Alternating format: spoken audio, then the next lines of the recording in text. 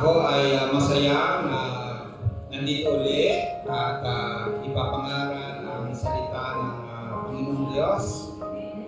Noong mga 3 linggo, umikot kami, meron kasi akong inatenan na seminar sa Hong Kong, Asia Theological Association. And after that ay biglaan yung lakad namin sa Macau. Pero napagpala rin kami doon kasi may opportunity na mangaral ng salita ng Panginoon doon sa Macau. May mga Pilipino na Christians at may mga missionaries tayo doon na nagre-reach out sa iba-ibang mga Pilipino na doon. Noong isang linggo ay nandun ako sa Banawe. So sunod-sunod yung aking trip, international, provincial, at kababalik ko lang last Tuesday. And then my seminar sa PDS last Thursday, wherein ako yung nag-speak. Then on Friday, meron tayong leaders meeting na dito sa church at umaten yung ating mga leaders. We are planning kung anong gagawin natin, yung leading ng Panginoon for next year. Ako rin ay nagpapasalamat sa mga kamanggagawa natin na nung wala ako ay nangaral sila si Pastor Arman. Okay, nung yung Sunday na wala ako. After that, si Pastor Albert. So kita natin yung development ni Pastor Albert, kung paano siya dinevelop ng Panginoon na isang mangangaral. Then last Sunday, si Elder Ador, medyo malalim na lesson. Binabanggit din namin yan, tinuturo namin yung doktrina na yon, yung katuruan. Ang tawag natin doon karne. Hindi siya pang baby, hindi gatas. At magandang ulit-ulitin kasi doon lalo natin ma-appreciate yung kasiguraduhan ng ating kaligtasan na itutuloy ko sa umaga nito. Kung paano maging sigurado tayo sa ating kaligtasan dahil sa habag at biyaya paggawa ng ating Panginoong Diyos. So yun po ang aking mga nagdaang mga araw, kaya wala ako. Kayo naman, kumusta kayo? Hallelujah! Lalong pinagpapala, iniingatan, ginagabayan ng Panginoon. At ngayon ay narito tayo para itaas muli ang kanyang pangalan. Ito po ang nais niya na ang kanyang mga anak nagpapalakasan, nagsasama para itaas ang pangalan ng Panginoong Diyos. At ang prayer natin, marami pa ang dadalhin ng Panginoon sa lugar na ito para sama-sama nating itaas ang pangalan ng ating Panginoong Diyos. Let me say amen to that. Hallelujah. Ang message natin ay about the priesthood of Christ, the mediator of God's grace. Bali, yung aking mga lessons na mga nagdaan is about evangelism, pero mag-debate ako ngayong Sunday. Ang focus natin is about the priesthood of Christ.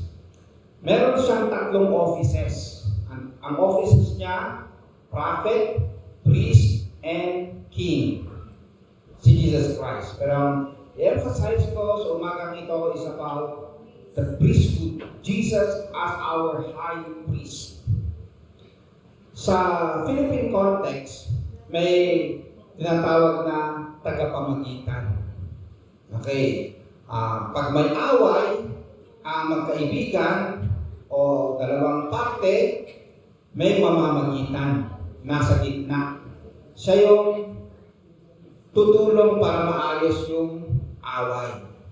Kahit sa panliligaw, di ba? Minsan yung lalaki ay torpe. Kailangan niya merong go-between, tagapamagitan, tulay. Ang problema minsan ng tulay at ang nililigawan, yun sila yung nagkakatuluyan. Kasi nga torpe, Pero may concept tayo ng tagapamagitan. Pero dito sa Biblia, ang tinatawag na tagapamagitan between God and man ay si Jesus Christ. Basahin natin ng sabay-sabay yung 1 Timothy 2:5. Start. For there is one God and one mediator between God and man, the man Christ Jesus. Right? So isa lang yung mediator. Kaya nga sa John 14:6, sa next na slide, basahin din natin ng sabay-sabay.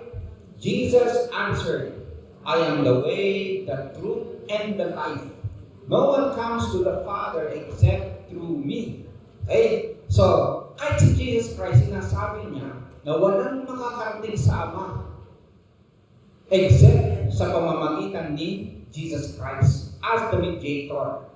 We can only experience God sa pamamagitan ni Jesus Christ.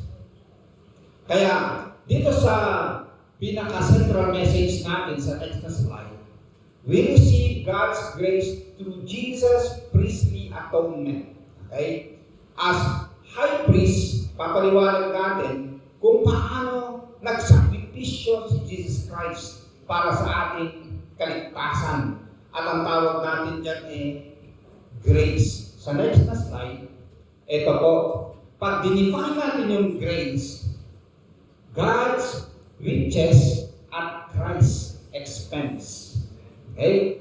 Ang nagbayad si Jesus Christ. God's riches at Christ's expense. And then minsan itong grace, ang definition natin is, we receive what we don't deserve. May binigay ang Diyos sa atin na hindi natin deserve. Hindi natin deserve ang kanyang biyaya, hindi natin deserve ang kanyang blessings, hindi natin deserve yung kaligtasan, pero binigay niya. Can you say amen to that? Hindi natin deserve yung mabuhay, pero binigay niya. Mga ganun, ano? Ang mercy naman, we don't receive what we deserve.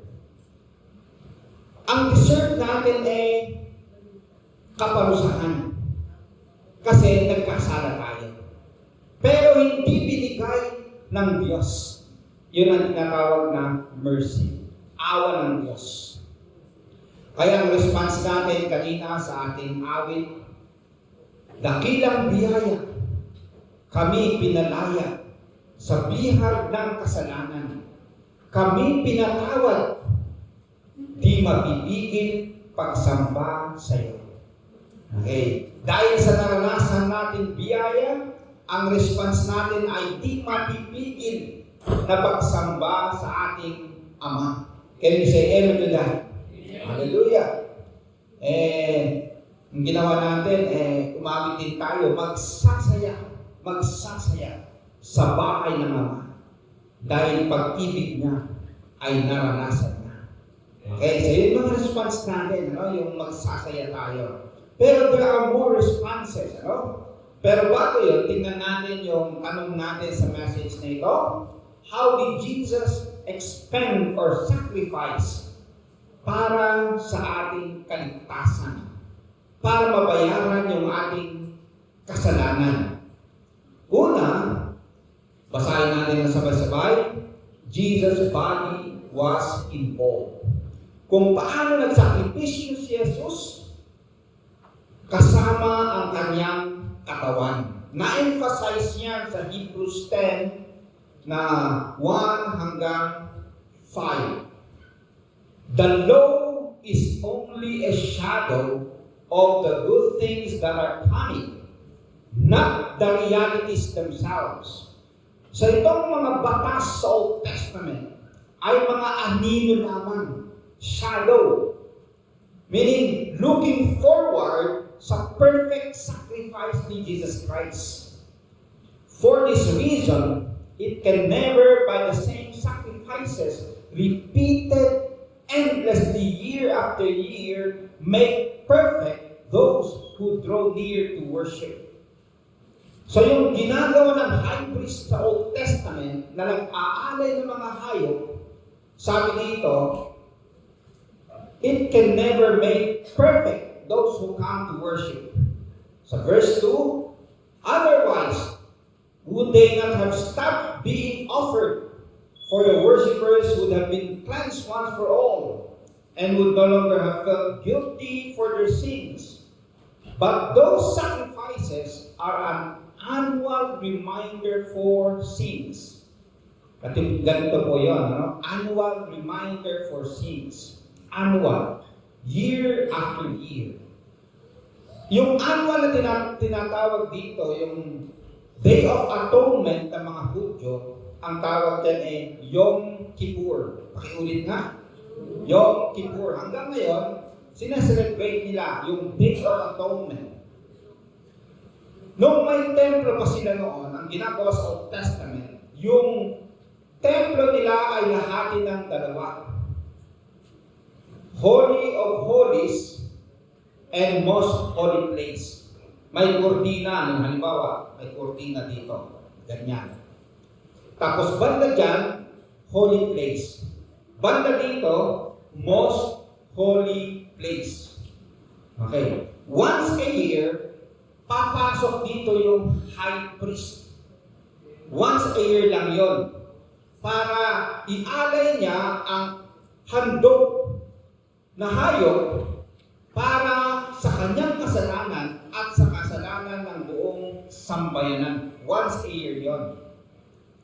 Ang kanilang paniniwala, kung ang high priest ay pumasok dito na hindi niya kinonfess ang kanyang kasalanan, kung hindi niya ginawa yung mga ritual purification bago siya pumasok dito, siya ay mamamatay. Kasi most holy place to. Nandito ang Diyos, yun yung bilit nila. Ngayon, pag papasok siya dito, nilalagyan nila yung damit niya ng mga bells para maririnig nila kung buhay pa siya. Pag wala nang tunog yung damit niya, wala nang malilit na bell na tumutunog, baka siya ay namatay na. Okay, bago pumasok, nilagyan nila ng lubid na mahaba para pag siya ay namatay, hihilahin nila. Hindi na nila kailangan pumasok sa loob. Hihilahin. Okay. Once a year, papasok yung high priest. Pero sabi sa verse 4, it is impossible for the blood of bulls and goats to take away sins. Okay? Year after year, ginagawa ng high priest yan. Pero sabi dito, it is impossible na itong mga dugo ng mga bulls, mga baka, at mga kambing, at ano pang mga hayop can take away our sins. Yun yung argument ng nagsulat dito sa Hebreo. Therefore, when Christ came into the world, He said, sacrifice and offering you did not desire, but a body you prepared for me. In contrast, sa mga bodies na mga bulls and goats, ang isakripisyo ni Jesus Christ ay ang kanyang katawan. Right? So yun po yung context. May annual sacrifices, year after year. Pero dumating si Jesus Christ, ang kanyang katawan, ang handog. In contrast sa mga bulls and goats. Now, sa next na slide, itong sinulat ng author ng Hebreo, kritik niya yung katuruan na si Jesus ay walang katawan. Kasi sa kanilang kapanahunan, first century, at nag-blossom sa second century, yung tinatawag na Gnosticism. Ang Gnosticism ay yung belief na ang spirit is good, matter is evil. Kaya itong katawan, evil siya. Bakit? Matter siya. Lahat ng matter, evil. Ang good lang ay spirit. Kaya sabi nila, paano magiging may katawan si Jesus? Body is evil. Kaya ang belief ng mga Gnostics in those days, si Yesu Cristo, wala talaga siyang katawan. Parang may katawan lang, pero wala talaga. Okay? Parang usok lang yan. Hindi talaga totoo. Yun yung kanilang pagtingin kay Jesus Christ. Pero sinasabi dito sa Hebreo, kritik niya yung ganong katuruan na si Jesus ay walang katawan. Kasi sabi niya, ang kanyang katawan, therefore, when Christ came into the world, He said, sacrifice and offering you did not desire, but a body you prepared for me. Ang Diyos, inihanda niya ang katawan ni Jesus para yun ang maging handog. In contrast sa mga bulls and goats. Sa next na slide, day after day, every priest stands and performs his religious duties. Again and again, he offers the same sacrifices, which can never take away sins. So sinasabi dito, itong mga high priest, ginagawa nila yung mga rituals na nag-o-offer ng mga animals. So aside dito sa annual sacrifices, meron pa yung day after day, nag-o-offer sila. Pero kahit day after day, can never take away sins. Verse 12. Take note po sa verse 12. But when this priest, referring to Jesus Christ, had offered for all time one sacrifice for sins, he sat down at the right hand of God. And since the time he waits for his enemies to be made his footstool, for by one sacrifice he has made perfect forever those who are being made holy. Okay. Ito po yung mga arguments ng nagsulat sa Hebreo. Kung babasahin natin sa chapter 1 and following, ang argument na niya, si Jesus Christ is more superior than the angels. Okay? May mga anghel, pero Jesus is more superior. Si Moises ay kinikilala ng mga Hudyo, pero argument ng nagsulat ng Hebreo, Jesus is more superior than Moses. Ang high priest, yun yung pinakamataas na religious leader nila at that time. Pero sabi ng nagsulat ng Hebreo, Jesus is more superior than the high priest. Kaya nga itong high priest na ito, na tinutukoy niya, na si Jesus Christ had offered for all time one sacrifice. Ano ang one sacrifice na kanyang in-offer? Ang kanyang sarili. Ang mga high priest, ang ino-offer nila ay mga hayop. Mga hayop. Pero sabi, hindi kayang patawarin ang ating mga kasalanan ng mga hayop na yan, ng mga blood na yan. Si Jesus Christ, siya yung pinaka-high priest, pero ang kanyang handog ay sarili niyang katawan. At ang handog niya ay hindi pa ulit-ulit. Minsanan lang, inihandog niya ang kanyang buhay doon sa krus ng Kalbaryo. May mga temptation in those days sa mga Kristiyano na bumalik sa Judaism. May temptation kasi may mga persecution sa kanila. Yung ilan sa kanila nag-backslide na. Yung iba ay worse, yung tawag na apostasy. Yung talagang tumalikod na sa pananampalataya. Pero ang message ng Book of Hebrews, sabi niya, huwag niyong kalimutan to fix your eyes on Jesus, the author and perfecter of our faith. Siya, He endured the cross. So huwag kayong bumalik dito sa Judaism. May high priest sila, Pero may mga handog silang mga hayop. Pero itong ginawa ni Jesus Christ, siya yung pinaka-high priest, siya rin yung sacrifice. Ang ginawa ni Jesus Christ, ang tawag natin dyan ay atonement sa next na slide. Okay, pakibasa na. Atonement. Pero kung titingnan ninyo, at one man. At one moment. At one.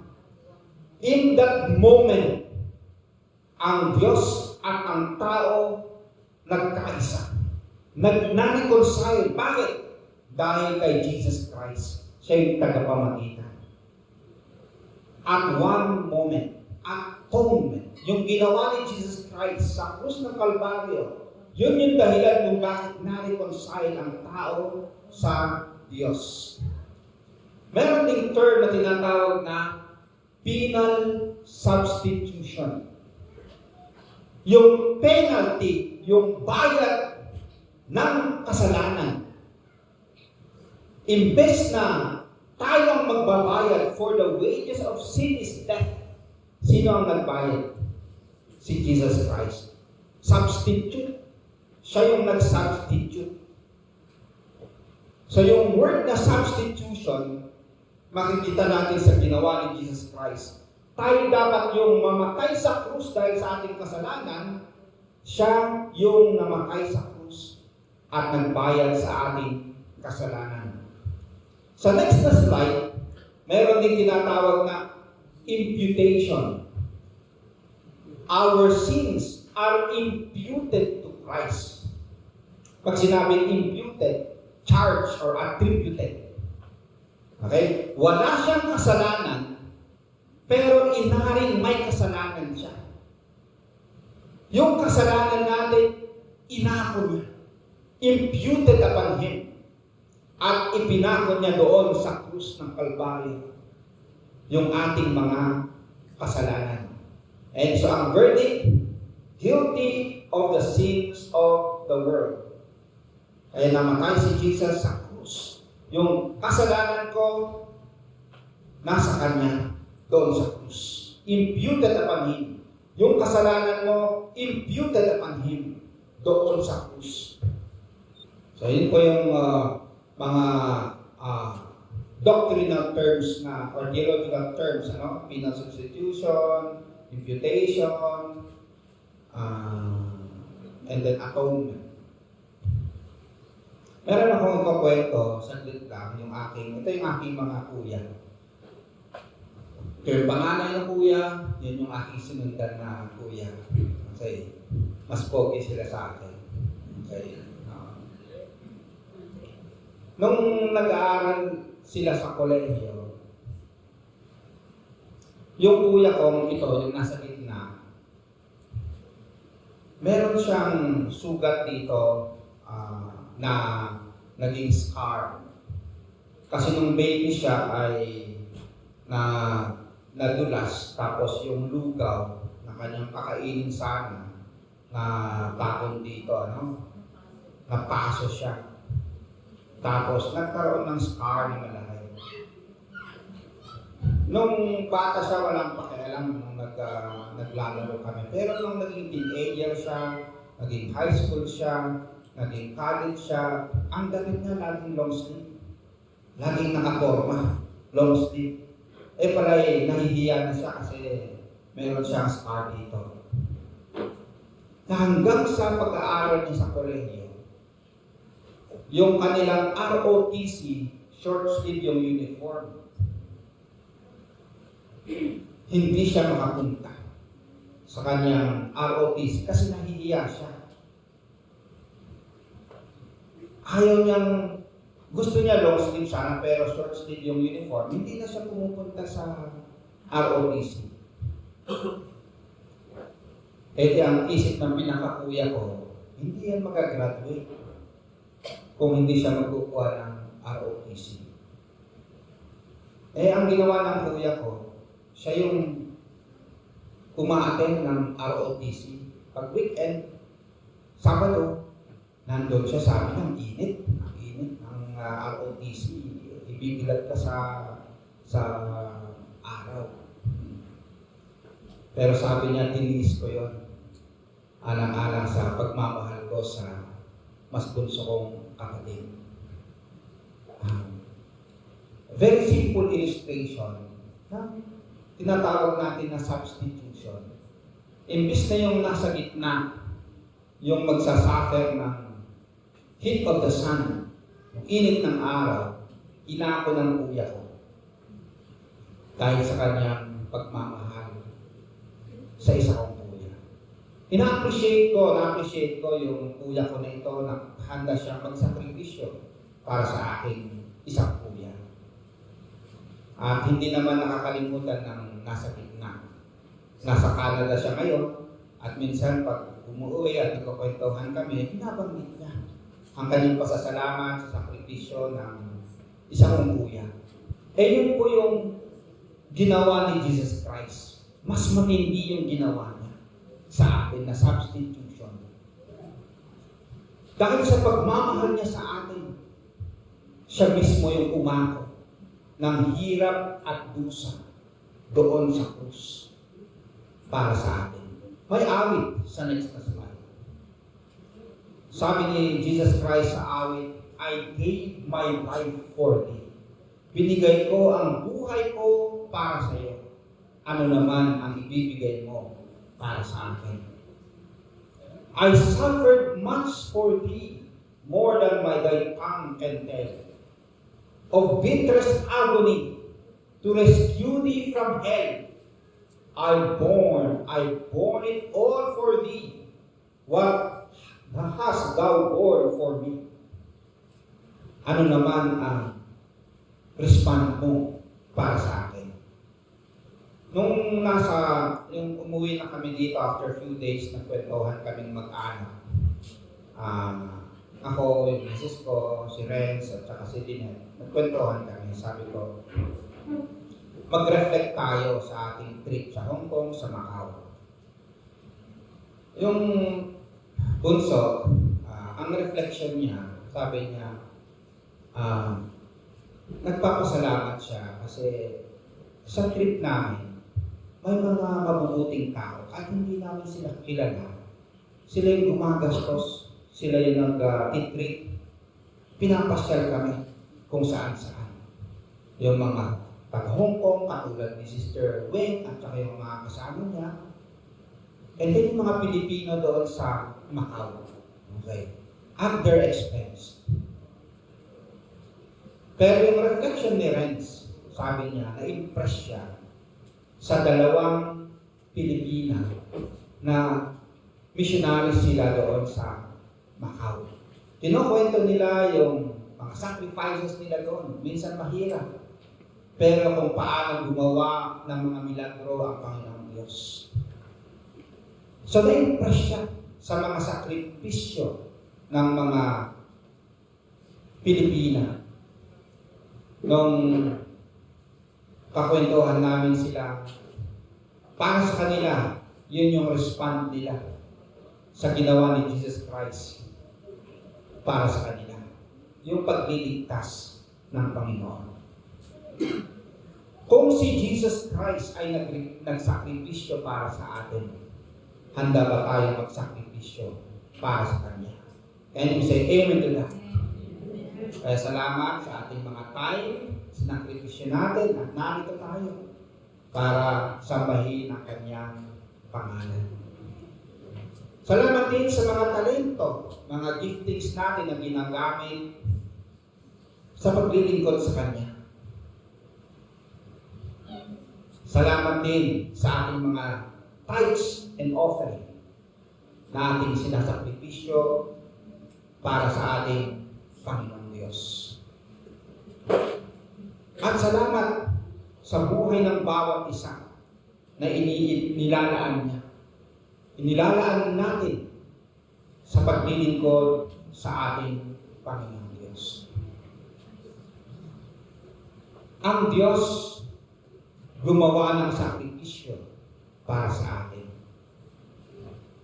At nais niya na tayo rin ay magsakripisyo para sa Kanya. Our time, talents, treasure. And we say amen to that. Okay. Papaliwanag pa natin yan. Pero ito yung pangalawa at panghuli. How did Jesus expend or sacrifice for our atonement? Basahin natin sabay-sabay. Jesus' will was involved. So yung kanyang body was involved. Pangalawa yung kanyang will, yung kanyang decision. Sa next na slide, sabi ni Jesus Christ dito, "Then I said, here I am. It is written about me in the scroll. I have come to do your will, my God." So nandun yung personal decision ni Jesus Christ, yung voluntarism ni Jesus Christ. I have come to do your will. First, he said, sacrifices and offerings, burnt offerings and sin offerings you did not desire, but nor were you pleased with them, though they were offered in accordance with the law. Then he said, here I am. I have come to do your will. He sets aside the first and established the second. And by that will, we have been made holy through the sacrifice of the body of Jesus Christ once for all. So yung will ni Jesus Christ dito is very submissive sa will of the Father. Pero hindi lang submissive, kundi aligned sa kalooban ng Ama. So yung will ni Jesus Christ, ginagawa niya ang will ng Ama na nasa langit. Now, sa verse 10, sa next na slide, yan. And by that will, we have been made holy. Okay?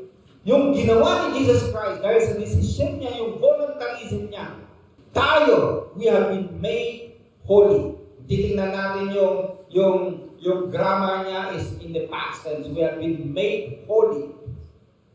So tayo na ay holy sa ngayon. Ang tawag natin yan is positional holiness. Okay? Bakit tayo ay holy? Yung holiness ni Jesus Christ, yung righteousness ni Jesus Christ, imputed upon us, or charged upon us, or credited upon us. Yung kasalanan natin, imputed upon Christ. Pero yung kanyang holiness, yung righteousness, imputed, or charged, attributed sa atin. Kaya pag tinitingnan tayo ng Ama, ang nakikita niya ay si Jesus Christ. Pag tinitingnan tayo hindi na tinitingnan yung kasalanan natin, kundi si Jesus Christ. So, halimbawa, eto may mansa.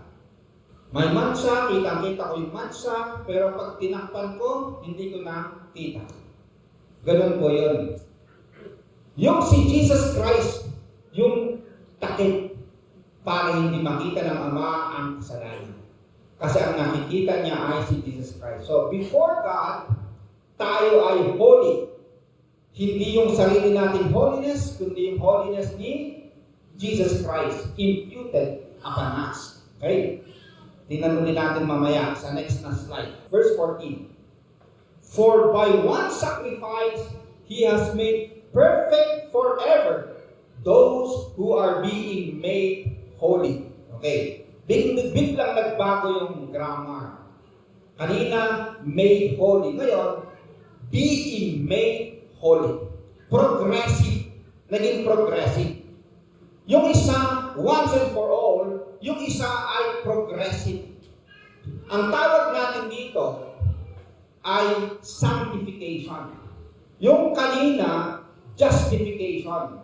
Acquitted tayo. Sa tingin ng Diyos, wala tayong kasalanan.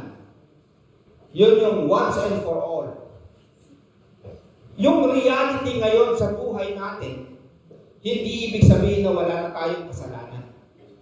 Pero, we are being made holy. Ang tawag natin dyan ay sanctification. Sabi nga, sanctification. Okay. So, yung kanina, positional holiness, ito naman, experiential holiness or progressive sanctification. So, we are perfect but not yet. We are holy, but being made holy. Yun po yung tinatawag na tensions of the Christian life. Kasi ang holiness na nasa atin ay yung holiness ni Kristo. Siya talaga yung holy. Pero through that holiness, pwede natin ma-experience from glory to glory. Kaya halimbawa, mayroong nag-accuse sa'yo. Ganito ka dati, ito yung ginawa mo dati. Pwedeng sabihin mo, kailan ba yan?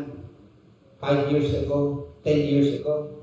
Kaya ang respond mo, matagal na pa rin eh. Imagine, 10 years ago, 5 years ago, di ba? Binabago ako ng Panginoon araw-araw. From glory to glory. He's changing me. Meron tayong awit na gano'n. Yun yung tinatawag natin na progressive sanctification. Gumagawa ang Diyos sa atin. Kaya 5 years ago, 10 years ago, iba na tayo ngayon. May ginawa ang Diyos na pagbabago sa ating buhay. Can we say amen to that? Amen. Hallelujah. Sa next na slide, ito yung isang professor sa PTS.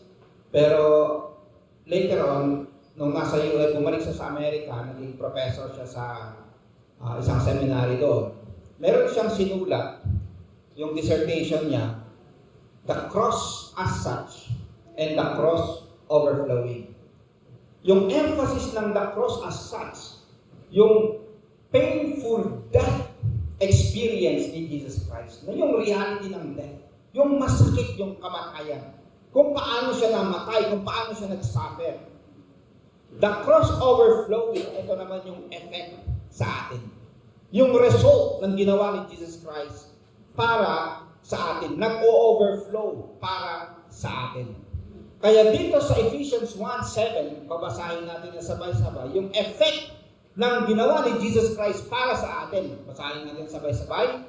In Christ, we have redemption through His blood, the forgiveness of sins in accordance with the riches of God's grace. So, makita natin yung effect ng ginawa ni Jesus Christ. Merong redemption, merong salvation, merong forgiveness of sins, kapatawaran ng ating mga kasalanan. Hallelujah! Pero dito sa Hebrews 7:25, meron pa. Basahin natin sabay-sabay. Therefore, He is able to save completely those who come to God through Him, because He always lives to intercede for them. Hebrews 7:25. Sa John chapter 17, pinag-pray ni Jesus Christ yung kanyang mga disciples and future disciples, those who will believe in me, pinag-pray niya. And makikita natin dito sa Hebrews 7:25 na si Jesus Christ, He is able to save completely tayo because He always lives to intercede, to pray for them. Hanggang ngayon, pinagpe-pray tayo ni Jesus Christ. Hallelujah! May nagpe-pray sa atin, may awit. Someone is praying for you. Minsan, ang friend natin, ang mahal natin sa buhay, nagpe-pray tayo. Pero huwag natin kalimutan na si Jesus Christ mismo is praying for us. At dahil yan, sigurado na He will save us completely. Ang salvation natin is magiging complete. Kasi hanggang ngayon, pinagpe-pray tayo ni Jesus Christ. Someone is praying for you. Someone is praying for you. So when it seems you're all alone and your heart will break in two, remember, someone is praying for you. And that someone is Jesus Christ. Ito pa, Philippians 2:13, basahin natin sabay-sabay. For it is God which worketh in you, both to will and to do of His good pleasure. Sa Old Testament, may sinabi doon, if you are willing and obedient, okay, you will be blessed. Okay, may blessing ng Panginoon, no? Pero kung titignan natin dito sa 2:13 ng Philippians, ang Diyos yung gumagawa para tayo ay maging willing. Ang Diyos ay gumagawa para tayo ay gumawa ayon sa kalooban ng Panginoong Diyos. So ang Diyos mismo ang gumagawa sa atin. Meron siyang demand, meron siyang command. Nais niyang magsakripisyo tayo. Pero siya rin ang tutulong para magawa natin ang kanyang gusto sa atin. Okay? Siya mismo sa pamamagitan ng Holy Spirit na nasa atin.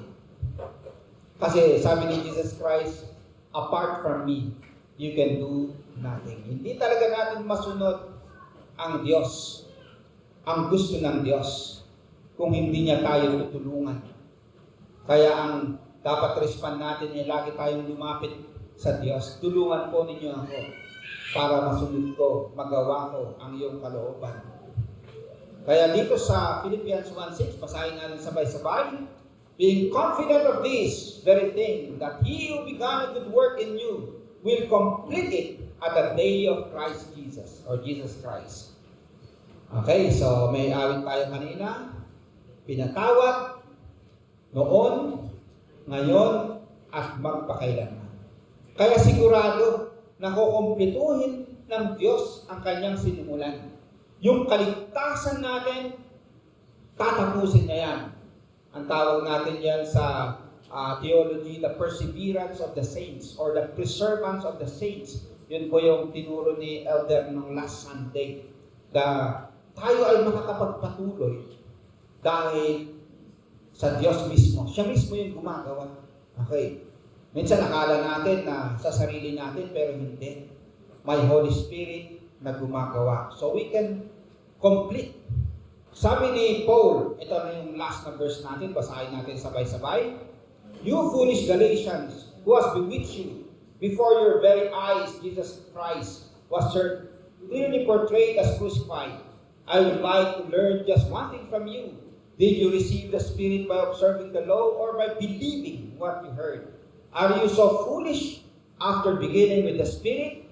Are you now trying to attain your goal by human effort? Okay? So sabi ni Paul, you are foolish, Galatians. Okay? Nag-umpisa kayo sa Holy Spirit. Ngayon, gusto nyong tapusin ang takbuhin sa pamamagitan ng sarili nyong lakas? Okay. Dapat, yung Holy Spirit, siya yung gumawa para sa ating kaligtasan. Hanggang ngayon, ang Holy Spirit pa rin ang gagawa. We continue to depend upon the work of the Holy Spirit sa ating buhay. Dahil ang Holy Spirit ay gumagawa, matatapos natin ang takbuhin. Can you say amen to that? We are saved by grace, we are being transformed by grace, and we can continue by grace. Okay. Ito po yung kwento ni Derek Redmond na sumali sa Barcelona 92, yung running. Kaso nga lang, habang siya tumatakbo, nung malapit na, yung muscle sa kanyang paa ay napunit. Kaya grabe yung sakit niya. Oh. Talagang, okay. Nung makita ng ama niya, ito, si Jim, nakita niya yung anak niya na hirap tumakbo. Sinalubong niya at sinamahan niya. Hanggang sa matapos nila yung takbuhin. It's a very good picture kung paano yung ama sumusubaybay sa kanyang anak, sa kanyang takbuhin. Minsan ganyan tayo, umiiyak tayo sa mga nangyayari sa buhay natin. Pero meron tayong ama sa langit na tumutulong sa atin. Can you say amen to that?